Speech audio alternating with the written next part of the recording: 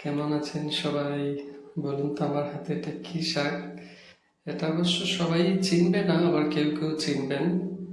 এটা বছরে একবার খাওয়া হয়, মানুষে খায়। বিশেষ করে বছরে একবার এটা খাওয়া হয়, কেন আমি নিজেও জানি না। আমরা প্রতি বছর খাই আমাদের গ্রামের আশেপাশে। তো এই শাকটা একটু তিতা লাগে। তিতাটা কম হওয়ার জন্য আমি এখানে কিছু লাউ পাতা আর আহ, একটা আলু কুচি করে দিয়েছি, যেন তিতাটা একটু কম লাগে। আমি অবশ্য তিতাটা খেতে পারি, কিন্তু আমার বাচ্চারা মনে হয় খেতে পারবে না, তাই একটু লবণ দিয়ে আমি এটা একটু সিদ্ধ করে নিব।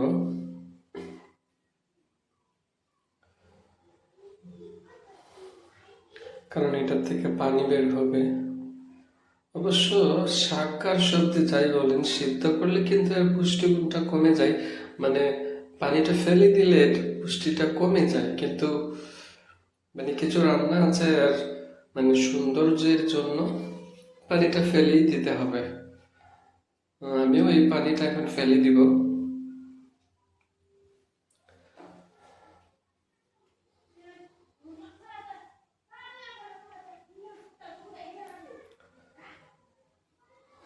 পানিটা আমি চালনিতে ঢেলে দিয়েছি, পানিটা যেন ঝরে যায়। এখন আমি সেই কড়াইটাতে তেল দিয়ে দিলাম। এটা একটু গরম হলে আমি এখানে পেঁয়াজ দিয়ে দিব। সরি, আগে আমি শুকনো মরিচ দিয়েছি, কারণ পরে দিলে মরিচটা হবে না। আমি শুকনো মরিচটা কিছুক্ষণ ভেজে তারপর এখানে আমি পেঁয়াজ দিব। যে কোনো শাক ভাজিতে শুকনো মরিচটা দিলে মানে এর ঘ্রাণটা খুব ভালো লাগে, বেশ মজা হয়,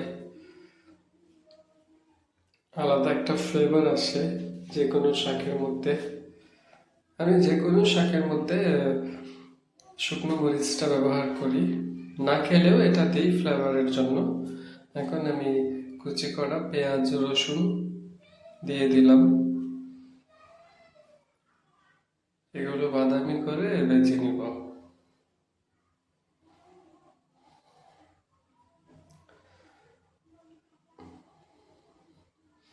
এই শাকটা যারা চেনেন তারা তো খেয়েছেন, যারা একবারও খাননি আমার মনে হয় একবার খেয়ে দেখবেন। এটা গ্রামে বিশেষ করে মরিচ খেতে মনে হয় বেশি পাওয়া যায়, বা পুকুরের পাড়ে উম,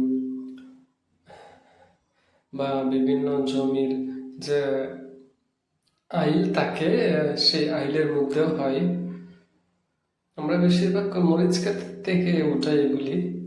এখন আমি সেই শাকগুলো দিয়ে দিলাম।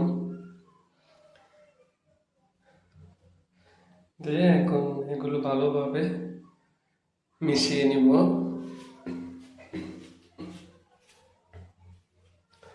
এখন এটা একটু ততক্ষণ চলে রাখবো যতক্ষণ না মানে শাকের গায়ে যে পানিগুলো আছে সেটা যেন টেনে যায়। পানিটা টেনে গেলে শাকটা আলাদা একটা মজা হবে, আর পানিটা থাকলে পানি পানি লাগবে।